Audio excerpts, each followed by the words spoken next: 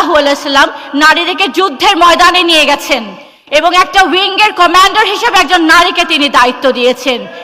যুদ্ধের মতন বিপদসংকুল জায়গায় আল্লাহর রাসূল নারীদেরকে ঠেলে দিয়ে বলেছেন, যাও অন্যায়ের বিরুদ্ধে যুদ্ধ করো।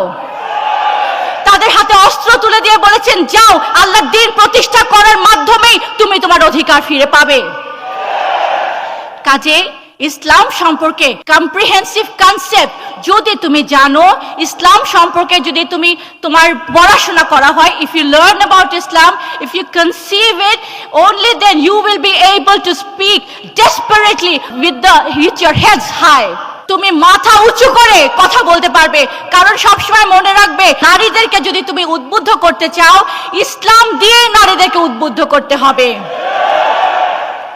কাজেই এখানে ভয় পাওয়ার কিছু নেই, হীনমন্যতার কিছু নেই।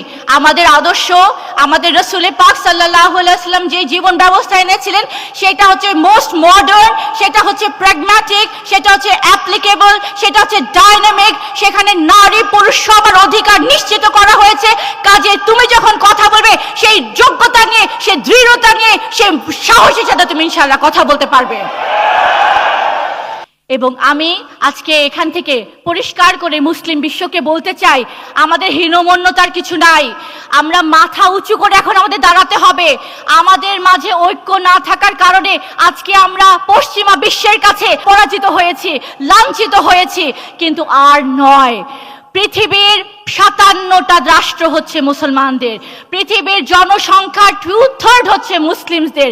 সেই ইন্দোনেশিয়া থেকে সে ক্যাসাব্ল্যাঙ্কা পর্যন্ত অর্ধেকের বেশি পৃথিবী মুসলমানদের আন্ডারে, খনিজ সম্পদ মুসলমানদের আন্ডারে। কিন্তু আজকে আমরা মাথা উঁচু করে দাঁড়াতে পারছি না। এখন সময় এসেছে ঐক্যবদ্ধ হয়ে, একত্রিত হয়ে আল্লাহর দ্বীনকে প্রতিষ্ঠার মাধ্যমে আল্লাহর পক্ষ থেকে যে দায়িত্ব নিয়ে এসেছি, সে দায়িত্ব পালন করার।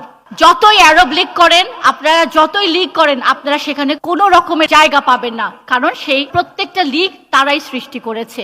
আমরা দেখেছি মুসলমানদের কথা আসলে বলে যে মুসলিমরা হচ্ছে টেররিস্ট, মুসলিমরা হচ্ছে সবসময় সন্ত্রাসী কর্মকাণ্ড করে।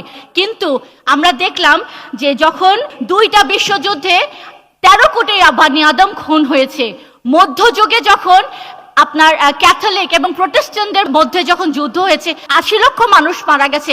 কই, তারা তো মুসলমান ছিল না, তারা তো যুদ্ধ করে নাই। কিন্তু সব সময় এই কথাই বলা হয় যে মুসলমানরা যুদ্ধ করেছে। এখনো এই যে বিশ্বব্যাপী যে অবস্থাটা চলছে, 12 কোটি মানুষ এখন উদ্বাস্তু শিবিরে বসবাস করছে, সেখানে তাদের আশ্রয়স্থল, সেখানে আজকে